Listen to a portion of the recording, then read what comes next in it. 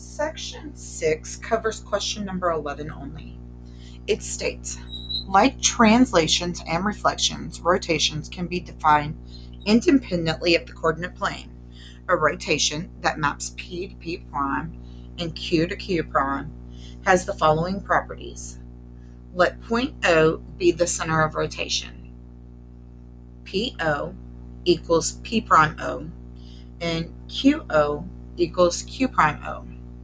And the measure of PO P prime is congruent to the measure of QO Q prime.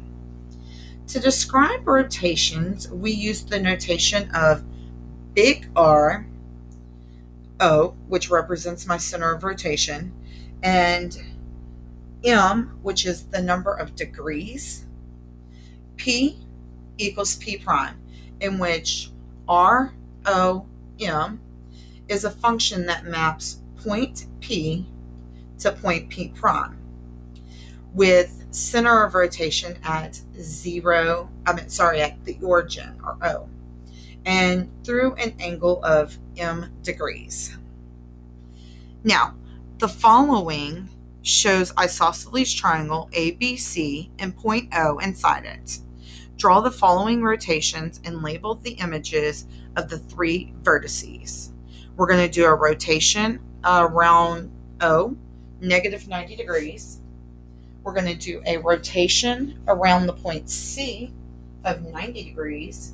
And we're going to do a rotation of around point A of 90 degrees. Now I want to talk about this before we get started. This negative 90, the negative 90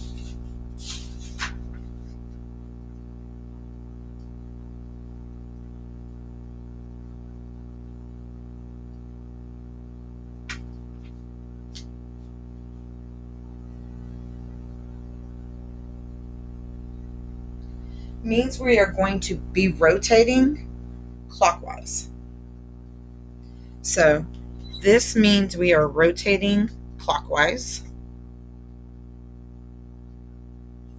If it's a positive number, it means we're actually going to go counterclockwise.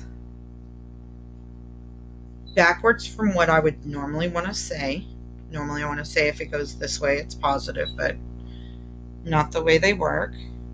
So keep that in mind when we go to do these rotations.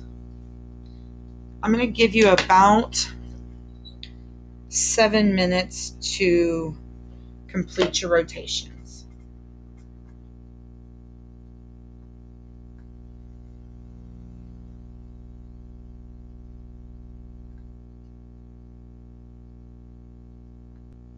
All right, so I had to kind of improvise because, well, I didn't have tracing paper at the house to make this kind of easy. So the first thing I did was I darkened the lines of the original picture, and then I used a piece of just regular paper and I traced it. And see that little dot in the middle? That was my O, okay?